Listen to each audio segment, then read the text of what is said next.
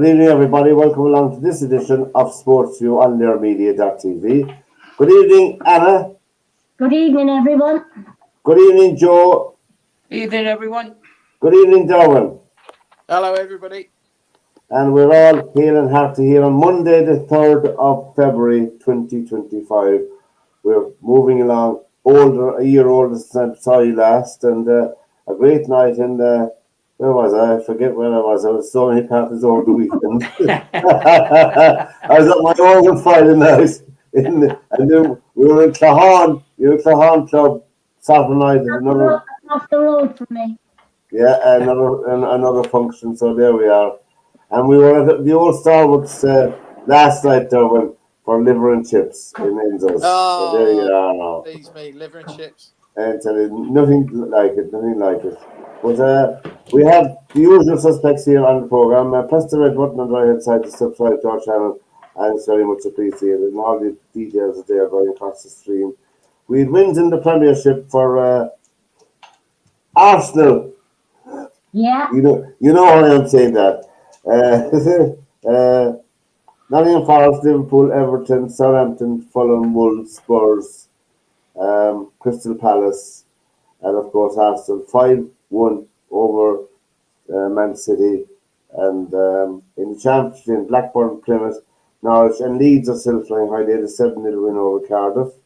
Wrexham won in the League 1, 2-1, and our friends up there in Scotland, we missed them for a while, and we adopted a team in Scotland when you were with us called Bonnie Rig Rose. There's a name for them. They're in Division 2 in the Scottish soccer, but they had a fantastic win. They had a fantastic win over the weekend. 2-1 over Clyde. Bonnie Rig Rose. We won't be going there for holidays, and I looked at the weather up there. My God, My grandfather was Scottish.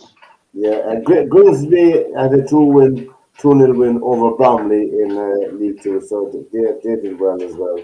There was a lot of European matches on over the weekend, and I'm just thinking, the format is finished now. It's down in Europe after it's down to the knockout stages, and you saw the draw, did you, in Europe, where our friends Man City are drawing against Real Madrid, which is brilliant news for them, and there you go. Not at the moment. Not at the moment. I'd say at the moment it wouldn't be a good draw for them. Yeah, well, I wouldn't think so. No. I think I saw the match. I saw the match with Arsenal and Man City, and I did too. They were going well at 1-0, and then City got a lucky goal with Haaland, a header, and he took it well. But after that, I thought myself, they went straight up and scored again. Then I really thought that City would take over then and come into it, but Arsenal really just destroyed them, really. And they missed a few chances too, didn't they? Did it could have been 8 or 9-1? Huh? Yeah. I actually don't know. Let's be honest. Our City were the architects of their own downfall. Yeah. They were terrible. Why, Joe? Why do you think they've come down so bad this year? Well, I mean, it's so difficult to year after year be going for so many trophies, and to get up and go again the next year and the next year. And I've been fortunate enough to be in that situation where you miss out on promotion one year, and then you get promoted the next year, and then you win a championship the next year, and then you nearly go all the way into the first division the next year, and then it just takes its toll on you over time. Yeah. The amount of games that you play in all of these things. I mean, the third and fourth division teams back in those, well, still today, I think, play 46 league matches. And then you have the cup matches, and that's not including replays. Yeah. What have you? Then you have the European Cup. Yeah. Yeah, and then other clubs have that kind of stuff. So it's very, very difficult. And even a club like City, for all the resources that they have, it's very, very difficult for them to have a squad that can actually can do that. I mean, look at Liverpool there for how many years they were chasing City. And the Yeah, total, about 5, and I'm lucky twice not to win the league, but that's the way it goes. and there you go. And now you have Arsenal doing the same thing. You know, Arsenal come back and, you know, I mean, I think it's going to be a big ask of them to catch City at this stage, or to catch Liverpool at this stage. I don't know, Joe. I'm very nervous of it at the moment. Really Well, nervous. Salah scored a second goal, lads, which was just sublime. Superb, wasn't Well, it? yeah, but again, you know, I mean, let's be honest, that they were fortunate to get the penalty. I thought that was... Yeah, my own, I didn't see it now. We had boxing, but my own lads, oh no, it was a failure of a match. It was a my own soft lads penalty. thought it was a soft penalty now. My own. But I mean, It was there was but you take a contact. penalty, if you're handed a penalty, it's happened to Liverpool where they should have gotten penalties and they didn't get them. You know, so Yeah, so it swings and roundabouts. Yeah. You know, you're gonna lose them sometimes, you're gonna win them sometimes. But Liverpool showed a lot of character because they were under a bit of pressure there for a while. Bournemouth hit the bar a couple of times. Goalkeeper had to make a couple of good saves. yeah. And then Clive missed that. He missed an open goal. Well, it's easy to say it's an open goal, you know, because it's like the fella in the stand that it showed after the game, and he's looked right at the camera, and I could have put that in. Yeah. I mean, okay, well, if you could have put that in, why are you not out there? Yeah. You know. But I mean, they were 8 seconds, isn't that all? Yeah. We have a story. Talking about the guy in the stand, I have a story from Harry. I've been looking at some stories that Harry Redknapp has told down for the years on television. I never realised how funny. I knew he was a funny man, but the stories he had were just top drawer. You know, I'd love to spend an evening with him. But I played now. There was one guy giving him hell at a match. You know, there's no language in it, but this is Harry's story. Yeah. I thought I'd share it with you. Yeah, I took a team to Oxford City for a pre-season game. I was manager of West Ham. And we started the game, and there was a guy next to the dugout, big West Ham fan. He had hammers tattooed on his arms, and he had the earrings in, hammers on them. And he started after about 2 minutes. Harry said, we ain't got that Lee Chapman up front again this year. We ain't going to get a decent striker. He kept on about Chapman all first half. He wouldn't leave me alone. What's he doing, Harry? He's useless. Why are you playing him again? Anyway, half-time, I made 5 substitutions and put the subs on. It was a friendly game. So the subs go on, got no more subs. After 2 minutes, we get an injury. So now I've only got 10 men. So I turned to him, he's still shouting at me. I went, oi, I said, can you play as good as you talk? He said, I'm better than that Chapman. I went, come on then, get your gear on, we'll have a look at you. He went, what do you mean? I said, you're playing. And I said to Eddie, the kit man, Eddie, get him a pair of boots. Takes him up the changing room, he gets changed, he comes waddling back, he's got feet like this, right? Skinhead, tattoos everywhere, earrings in. Gets to the touch, he's coming on. He said, where do you want me to play? I said, go up front. I said, I want to see if you're better than Lee Chapman. Yeah. So he's gone on. The guy comes down, true story, from the tannoy system, the assistant, comes down, he wants to announce on the tannoy who's coming on, so the people know who's on. He said, Harry, who's the sub? Who's number 16? I said, who's number 16? I said, ain't you been watching the World Cup? Chichi Shaev, the Bulgarian striker. He went, oh, I thought it was him. And he came on, played up front. He came on, played up front, scored a goal. And I've got to be honest, on the night, he was better than Chapman.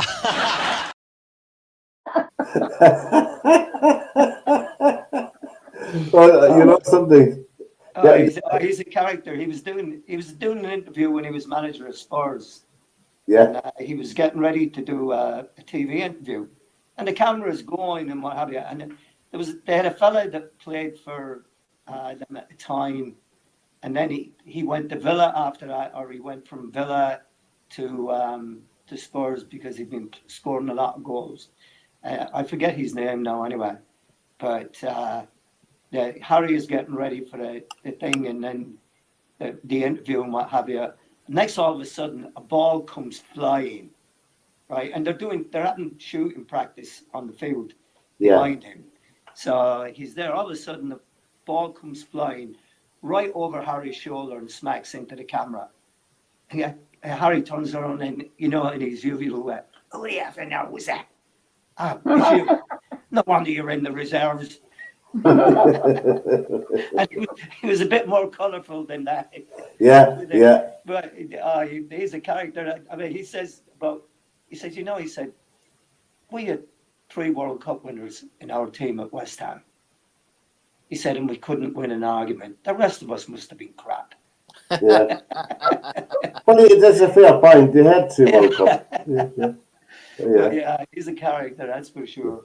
Yeah, he is. But then I thought they were very funny, those stories with Harry Redknapp, And there's characters like himself in Tough, and there's a lot of characters in soccer gone now. People are, today, I don't know, well, you had the last one was Sam Allardyce and those people, but they're all gone now, out of management. It's very, very serious altogether. When I see a manager of a football team coming in for an interview with a waistcoat and a 3-piece suit and a shirt and tie, I don't listen to them at all because, I don't listen to them really. I have my mind made up already, Well, funnily enough, Huh? 40 years ago, that was the way managers dressed. They didn't come That's out true. in That is tracksuits true. and say, I mean, Matt Busby watched every game from the director's box. Well, you're right. Don Revy always had street clothes on, wore the same suit for every game. Yeah. So it's only changed. I mean, even now you look at some of the guys. I mean, they wear street clothes now. They don't wear suits Formal and ties wear. like they used to. But it is interesting. But going back to the City thing, I mean, they were so poor yesterday that it was unbelievable. I mean, 3 of the Arsenal goals at least came from giveaways by City players, either around their own 18-yard box and just like passes that you wouldn't dream of making. But, last year they worked for him, and this year it's not working for him. No, So I think didn't they buy 2 new defenders, didn't they? Wasn't there Man City bought 2 defenders, I'm sure. I think they were playing on Sunday. I'm not sure that they played yesterday. The young boy made his debut the week before and gave, unfortunately, had a back header that was intercepted and gave up a goal. But the other guys are forward players. I see that they've signed a midfield player today from, I want to say from Porto. They paid 50 million for him. Joe, do you not think that some of this modern way of playing, defenders passing it around in their own box, is just so risky? Because if you go back, I'm sure if you went back 25 years ago, Steve Bruce and Pallister would have just hoofed it over the halfway line and up the pitch a bit. Yeah. And let's start again. Yeah. But, I mean, the thing is, though, that the game, people say that the game has changed, it's done this, it's done that. But there have been times throughout that style of football, Tommy Casey used to call it tippy-tappy football. Our manager at Grimsby played for Northern Ireland in the World Cup. And he didn't like that style of play, but there were teams that were playing it, and it has its cycles every so often, and then it's like every tactic that's in the game, it gets found out sooner or later, and then people, adjust to it, and they're doing their thing with it. I mean, again, I watched the City and the Arsenal game yesterday, and I mean, I was looking at it. Arsenal's back 4, their left back and Saliba, the centre back, are on the edge of the Man City 18-yard line playing the ball around. And this is what we talked about last week when the kid from Arsenal got sent off. They lose the ball on the edge of the box, and he trips the guy going the other way. And that's the tactic that they're using now, because they're pushing so hard up, so far up. And they're going, well, the referee is never going to give you a red card from that far out.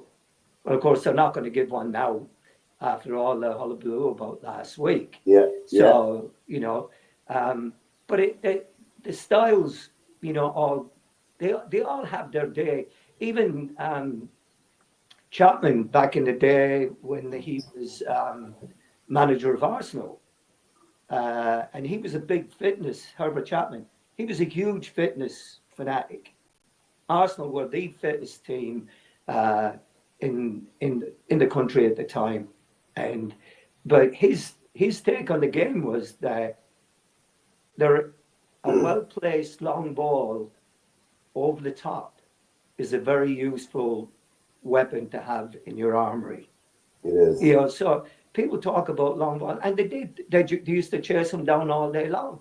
Well, Jack Charlton did that with Ireland. Yeah. If you watch how many goals are conceded now by the defenders under pressure and giving a bad pass, it's happening more and more because the opposing team are just pressing them higher and higher and harder and harder, and they're probably fitter. They're running around more. They're chasing it all the time. Yeah. You sit there and you kind of go, you're getting yourselves, you're making it harder for yourself by passing it sideways, backwards, when in fact it probably needs to be hoofed out. I mean, you could do the same thing in rugby where they're trying to play it from their own line under the goalpost. They're trying to pass it out of there, where in the 70s that would have been hoofed into the stand and and start again. To me, last Wednesday night proved to me, whether I'm wrong or right, I don't know, but I thought that the format of the European Cup was just fantastic. Every team last Wednesday night had something to play for. What I mean by that is this: even the teams in 26th, 25th, 24th, 23rd place had no hope of qualifying for any more, but there was a big cash amount of money to be earned for their club as well, you know. And so I thought it was just fantastic. And the teams that impressed me, the two teams that stood out for me last Wednesday night were Lille, 6-1 over Feyenoord. I thought they played terrific soccer. And I thought PSG, a very young PSG team, 4-1 away to Stuttgart, was just magic to me. Those two matches. They were all excellent, every one of them, but those two stood out for me, you know. And Atletico Madrid looked tasty enough as well in their 4-1 win over Salzburg. Although they wouldn't be a strong team, Salzburg, you know. But nevertheless, Real Madrid beat Forest, but Real Madrid will take City out alright, you know, in the knockout stage. But I mean, City were lucky. They were very lucky to actually get. They just barely got over the 16, didn't they? They were down in the last stage, but they just got over. Yeah. Bruges, into 24 played. Yeah. And Liverpool played their babiys. Their baby team. PSV 3-2. I think what's his name, Zlatan, it was right. I mean, when he could afford to put on these kids. And I mean, if you look at it, right, they didn't win the last 3-2, but they got 2 goals, you know, against a very established team, you know. And Robbie Keane came up trumps at home in Hungary at Ferencváros. They won 4-3. They went 4-0 up, is it? 4-0 up. And what's his name came on? The Irish guy, Parrott for AZ Alkmaar, and he got him on the score sheet, and they eventually won this Robbie Keane's team 4-3, you know. So they qualified. It's interesting to see how far they'll go. after the league matches, there's a match on tonight between Chelsea and West Ham as we speak, and Mr. Rashford has gone to West Ham, is he? Aston Villa. Aston Villa. Villa. Yeah, Villa beat Celtic 4-2 in Europe, as we know, and there was a lot of controversy in that match from the Celtic supporters, but when isn't there a controversy from the Celtic supporters? I don't know, but the points in the matches, Liverpool are top of the pile with 56 points, Arsenal at 50, Forest at 47, Man City at 41, Newcastle at 41, Chelsea is 40, Bournemouth 40, and Villa 37. So if Chelsea win tonight, they'll go up to fourth place in the league. It's nil all as we speak. It began at 8 o'clock the match. Leeds United are gone to the top of the championship, 63 points. Sheffield United at 61, Burnley at 58, Sunderland at 55. They are playing tonight as well. Blackburn at 45, West Brom, Middlesbrough at 44, and Norwich and Bristol City at 42. So it's tight enough there as well, So in the championship. But it's Chelsea and West Ham tonight, Middlesbrough and Sunderland tonight. Over the weekend, the fully shaped ball began, the Six Nations. Italy are 25 years in the Six Nations. There's only one team in the Six Nations that Italy have not managed to beat in rugby. Would you have a guess? What team did they beat Ireland? I think they beat Ireland. Scotland. Wales. They beat Wales. Scotland. No, England, didn't it? They beat Wales. No, they never beat England, yes, in the Oh. Six Nations. Yeah, never beat England, yes. So it's Italy and Wales next weekend. That's looking to be a very tasty match. Italy and Wales. Over Wales in got Italy. an off the other day, didn't they? England are being visited by the aristocrats of European rugby, which is France. So that'll be a good match. England disappointed me. I thought there was more to the team than what I saw myself, against Ireland. And Scotland are playing Ireland in Murrayfield. That'll be a tasty game on next Sunday at 3 o'clock. So that'll be a tasty match as well. But England and France to me will be if England are beaten by France, they're in trouble then. Their first 2 games lost, So, I actually think that France will beat England. Huh? I think they will beat England because in the last 2 years they've really come on. They're a stronger team in the last 2 years than what they were. I mean, was it 44 or 45 nil that they beat Wales the other day? Yeah, they got DuPont back as well. DuPont? Oh, the Magic Man. Yeah. Magic Man. And they beat Wales 43-0. Scotland beat Italy 31-19. And Ireland beat England 27-22. Very tight match score-wise. But I thought, as I said, England played a very good first half. I must hand them that. But really, they were just overwhelmed in the second half. I don't know what happened to them. I don't know because they were like two different. To be fair, I mean, Ireland left a lot of points on the field in the first half. Yeah. So through sloppy handling and what have you. I mean, we got down to the English 10-yard line how many times? And coughed the ball up. And couldn't get over. We couldn't, we couldn't. And we were, I just felt that once they got in at halftime and the coach spoke to them and, they just had to tidy up their game was all it was. Their handling sometimes was not the best. But I really felt that in the second half they were going to win it. I thought that they had. I mean, don't get me wrong. England defended great. I mean, they did, and I think Ireland's Prendergast was very, very poor in the first half. He didn't give any confidence to the players around him. I thought Crowley oozed class when he came onto the field. You could sense the change in the mood of the players. Crowley himself, and he's a class act. you know. And But when you brought Sheehan on, Sheehan was very good when he was brought on as well. well, it's a bit disturbing when the Dublin four press can pick the out half of the Irish team, in my opinion, you know, Yeah. rather than But there was only two. Was there only two Munster playing in that? Well, Only I mean, two Munster players, or was it three? I think that what's his name?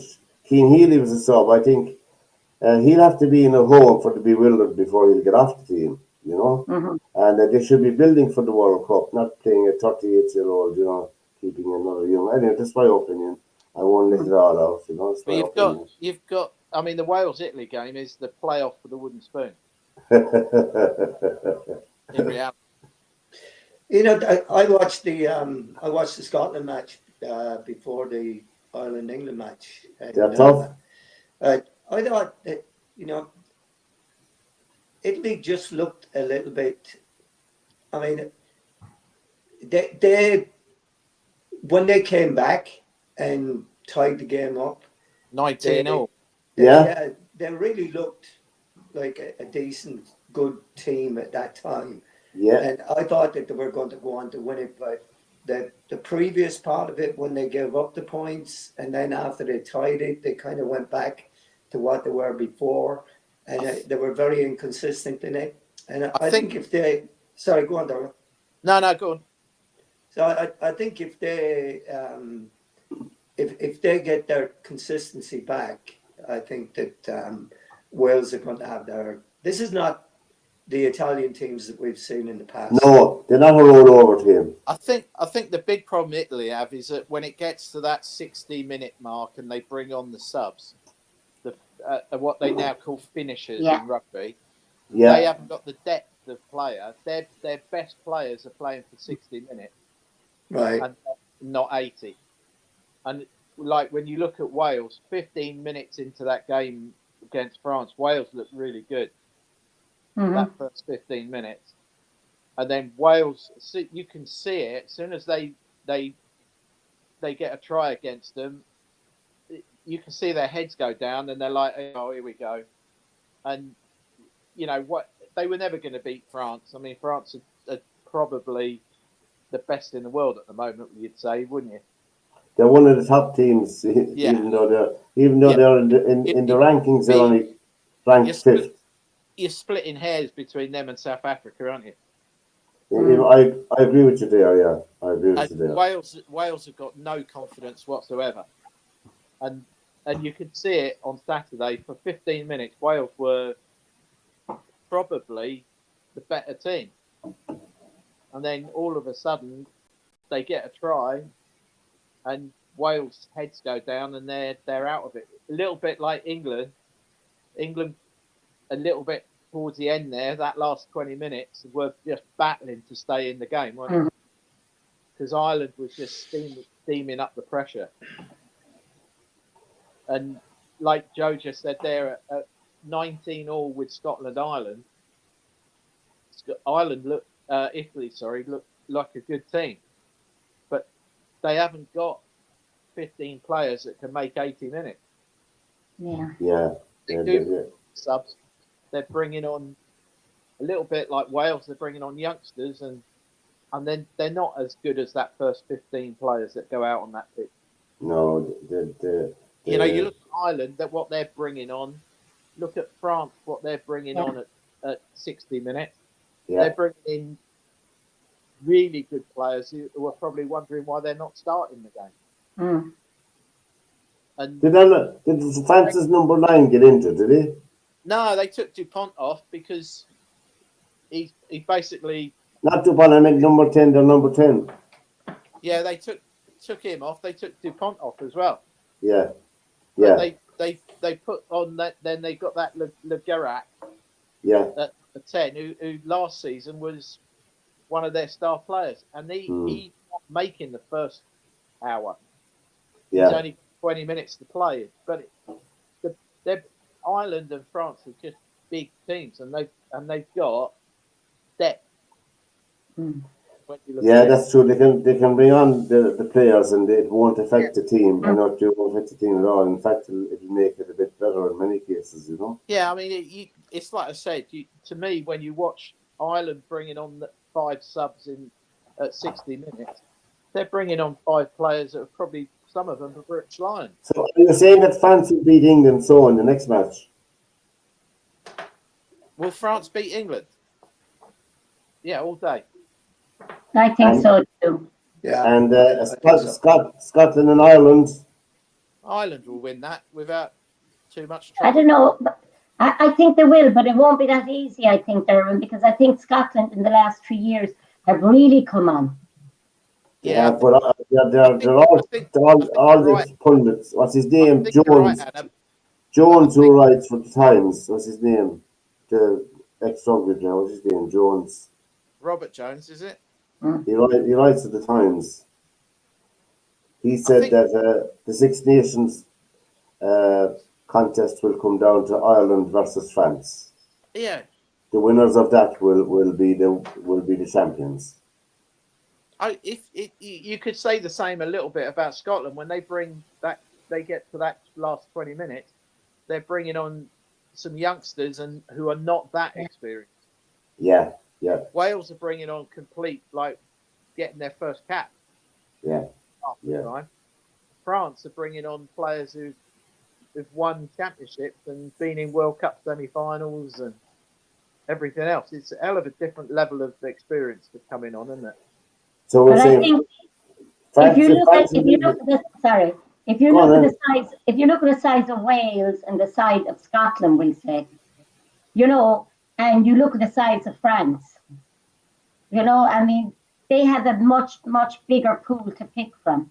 Yeah, I mean, people forget that it's the number one sport in France is rugby. It's the number one sport in France is rugby. And you think about England, the pool that England have got to pull from.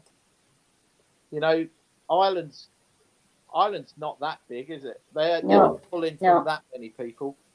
And like we said last week, the game in Wales at club level is in poor. I mean, it's they're really struggling financially.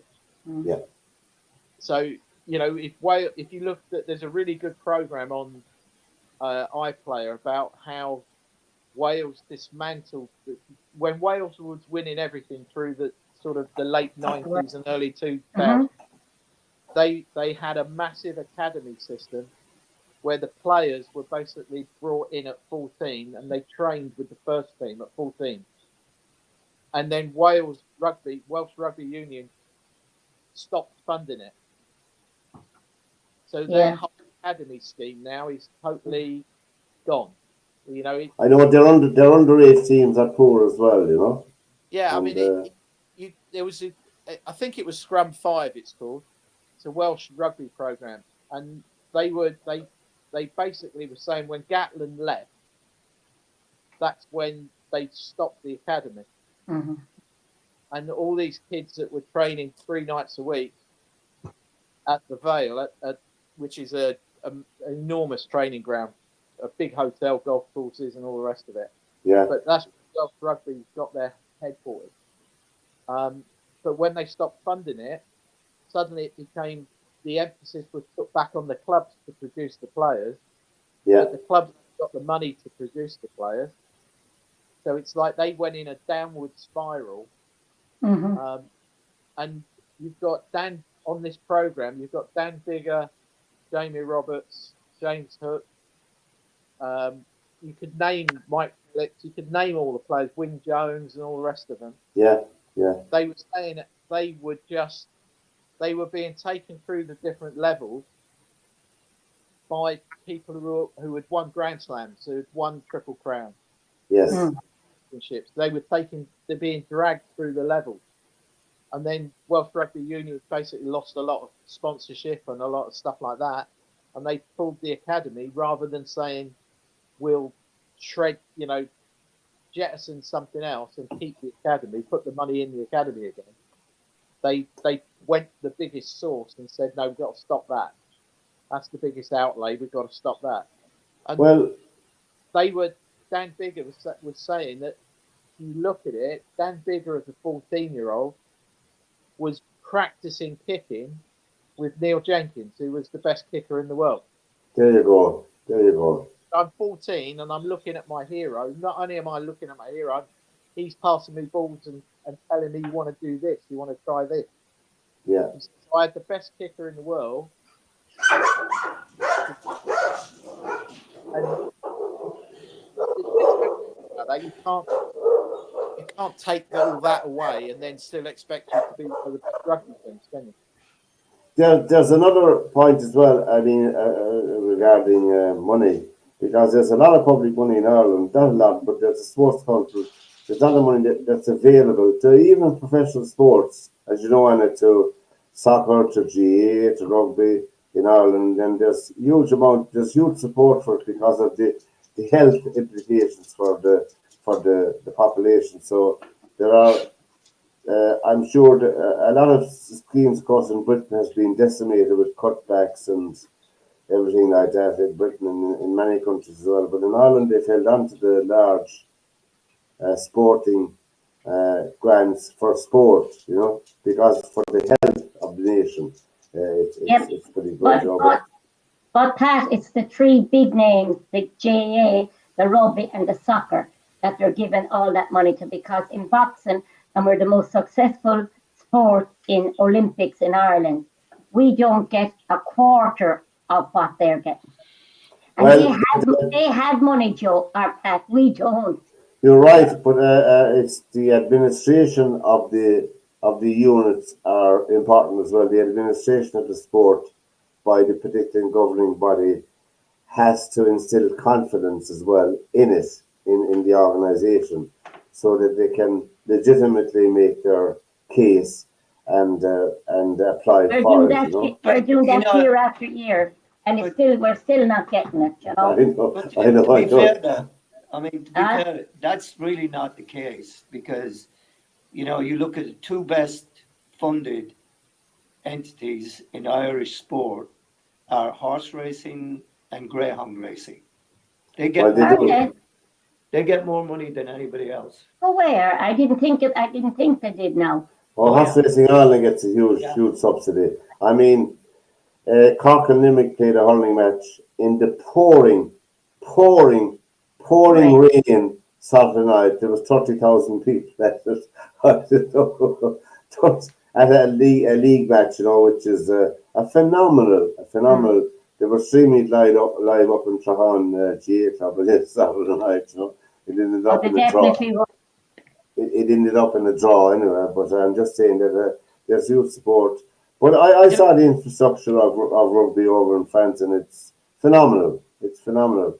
I mean, and it takes sporting organisations. At the time we grew up, myself and Joe now, and then it'll be the same era. It was run mainly by voluntary people who loved the sport, who just put on their coat after work and go up to the pitch or go up to the clubhouse or whatever. What's there to be done? Put out the flags. That's gone. That's all gone nearly. It's more or less gone, Yeah, well, I mean, now people are paying for it, and I mean, when I was growing up, there was no such thing as training for us. Training for us was playing on the street. Yeah. And then you went and played for Pike Rovers or Wembley or the Borough, like Dermot did, and what have you. So, there was none of that organised training. It was whatever we were playing at that time. We were out doing it on the street and on the greens in Garrymoon. Till it was time to go to bed. Yeah, that's true. Yeah. So it's. I mean, everything has changed.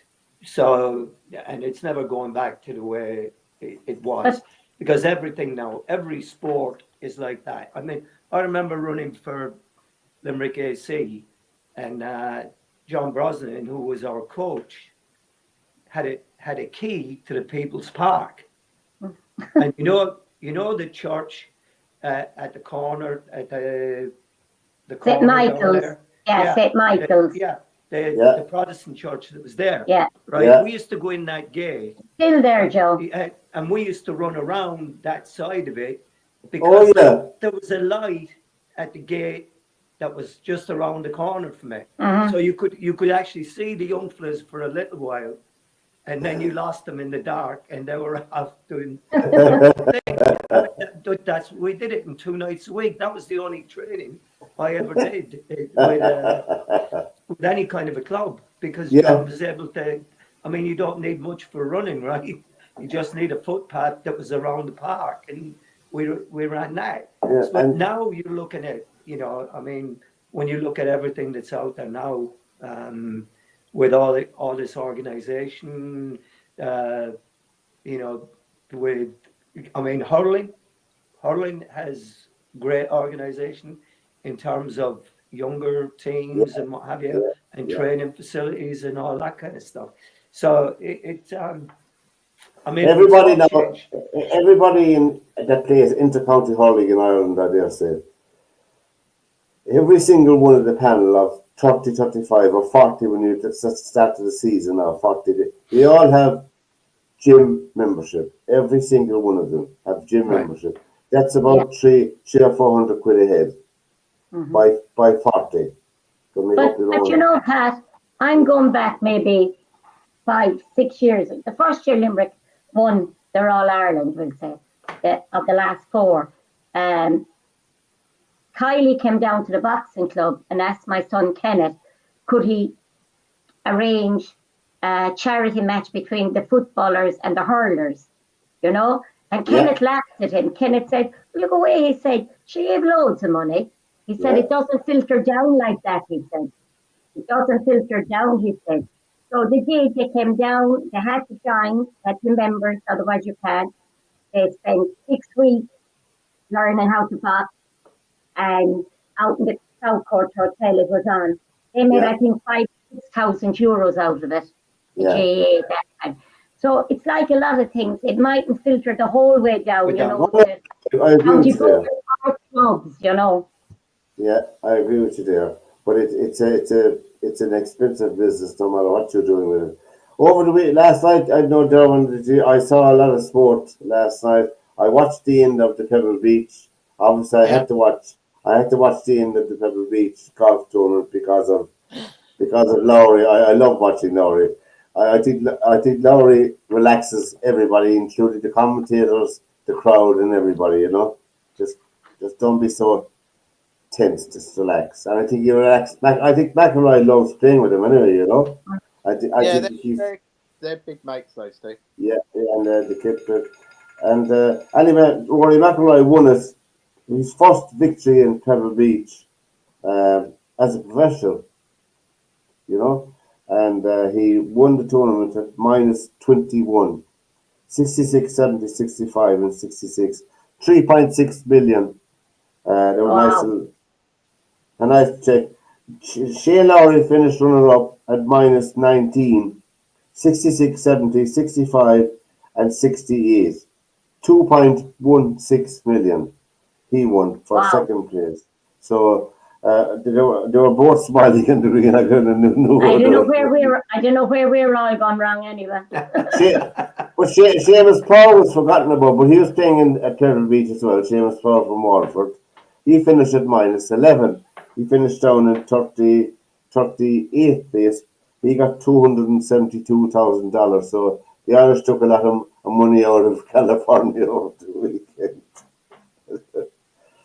In the Bahrain DP World Tour over in Bahrain, Laurie Cantor, the English golfer, in the three-way playoff, he won the Bahrain Championship over there. Did you see any of that? Derwynne, there was some. Yeah, I watched a bit of that because I won an event around that golf course too.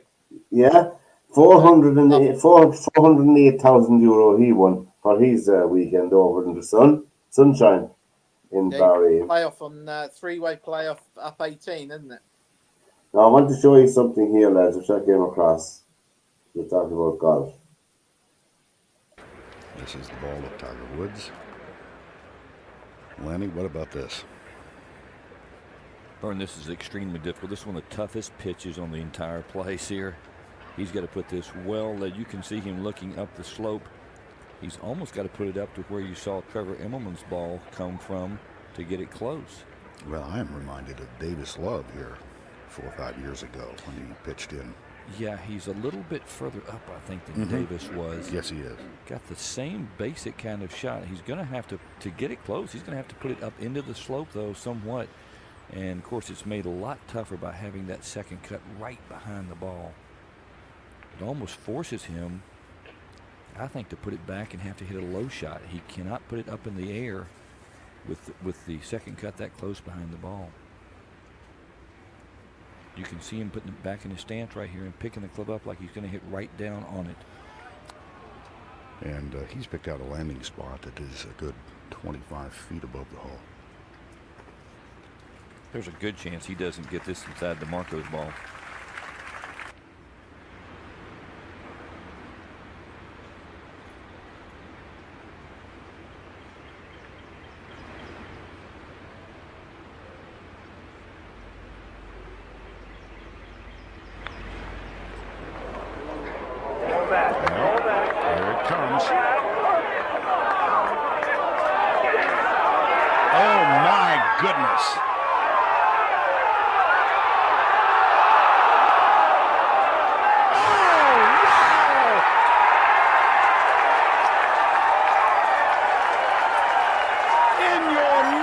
Have you seen anything like that?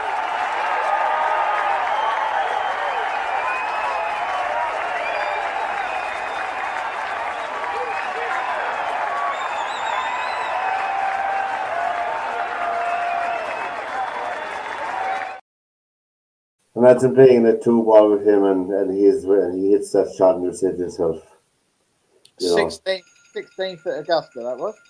Yeah, sheepers. Nike paid him a bonus for that because they used that ball in an advert where they freeze framed it, where the Nike swoosh came up. Oh yeah. And they freeze framed it and said, "Only with a Nike can you do this." And that shot, that when they were talking about that shot there, when he walks away, you'll notice he's walking uphill all the way to the back of the green. Yeah. That's probably 12 feet, that slope, from the flag to where he stops at the back of the green. Oh yeah, all the way up. 12 feet, yeah. Brilliant. He could stand there with 1,000 more shots and not get even close on that shot.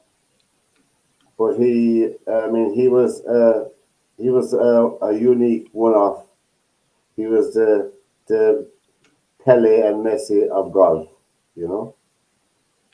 Tiger Woods that is, in his heyday, he was just phenomenal, I mean, that shot was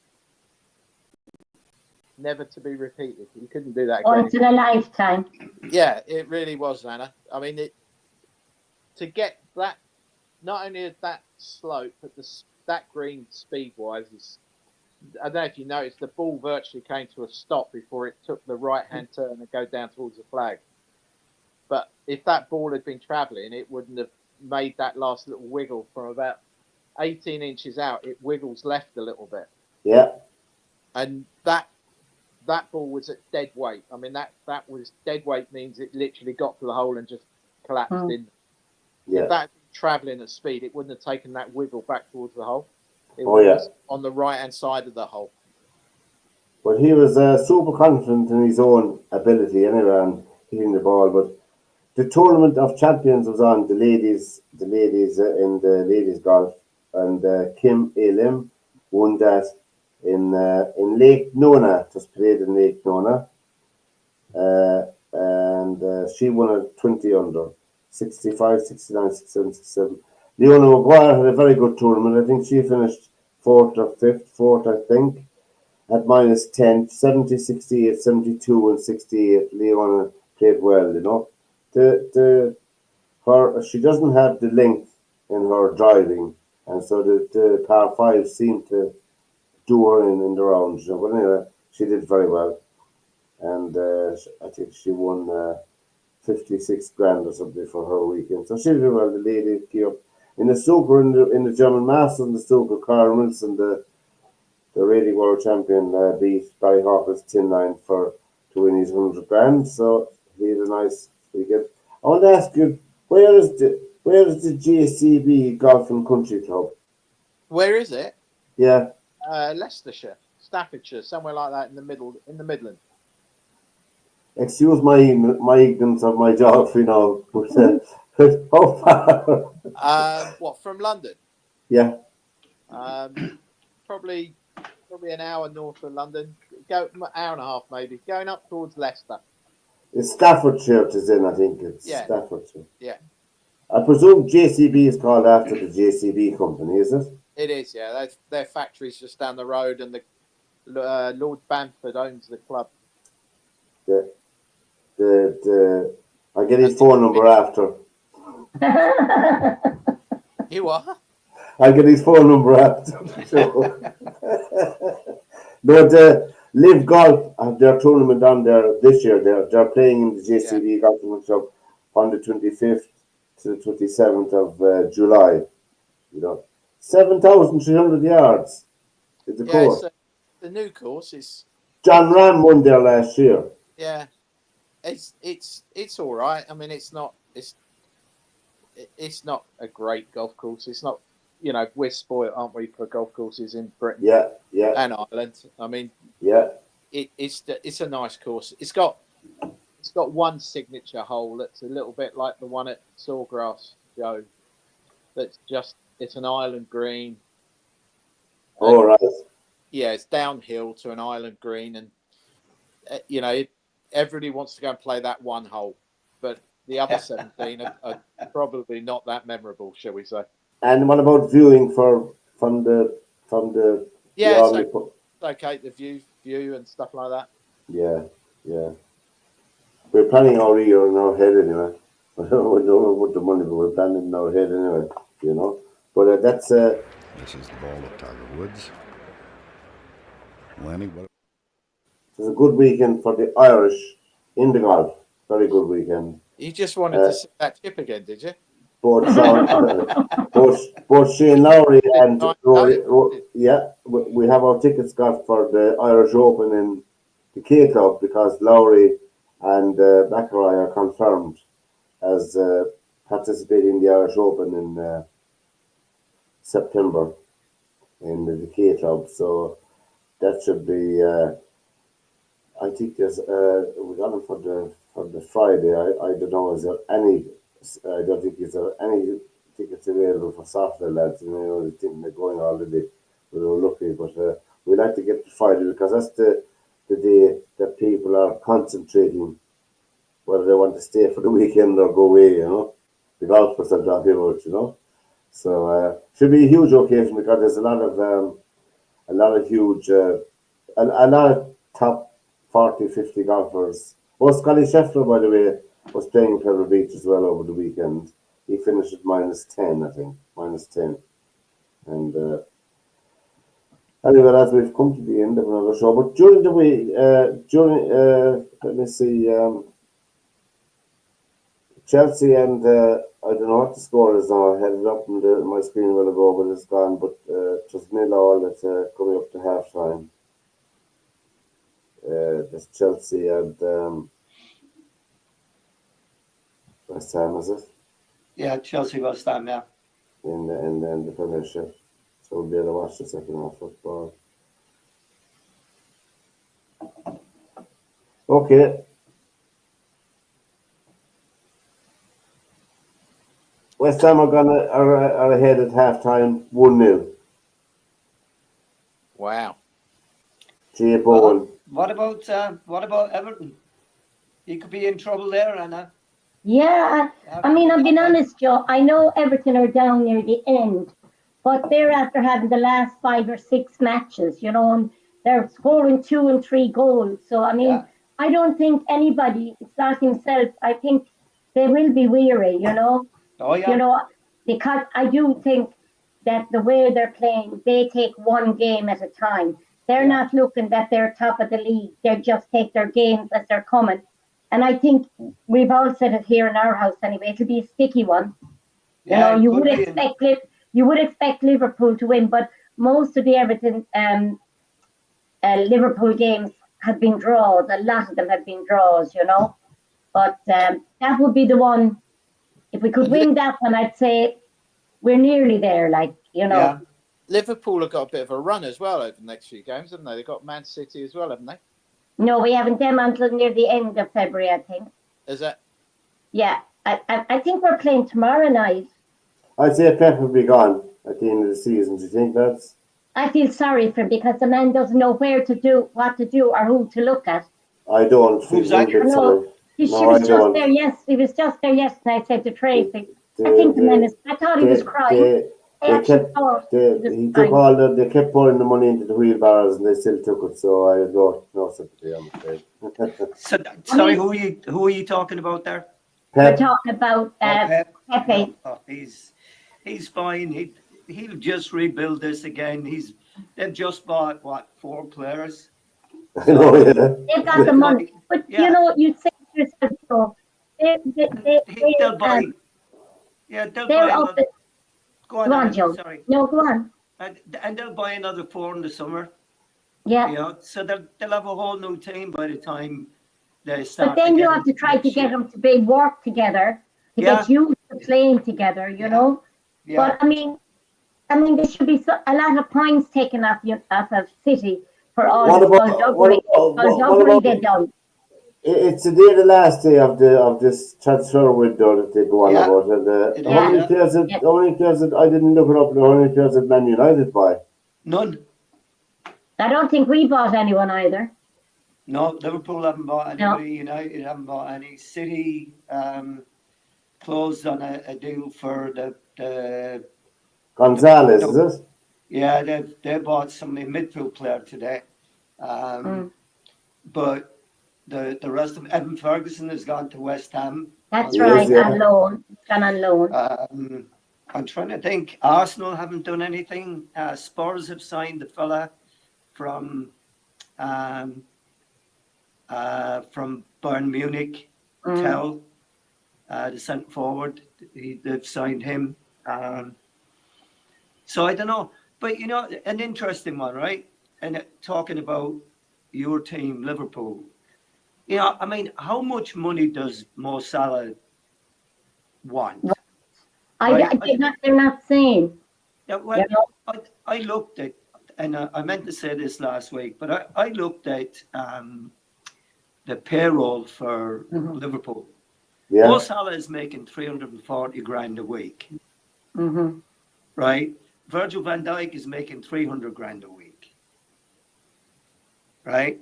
You know how much your man at Arsenal is making? Who? The guy that they're trying to make a centre for, Kai Havertz. Yeah. He makes 380 grand a week, something like that. Jesus. He's outside. It's a sin. Honest to God, it's a sin. When you think of so many people in the world starving.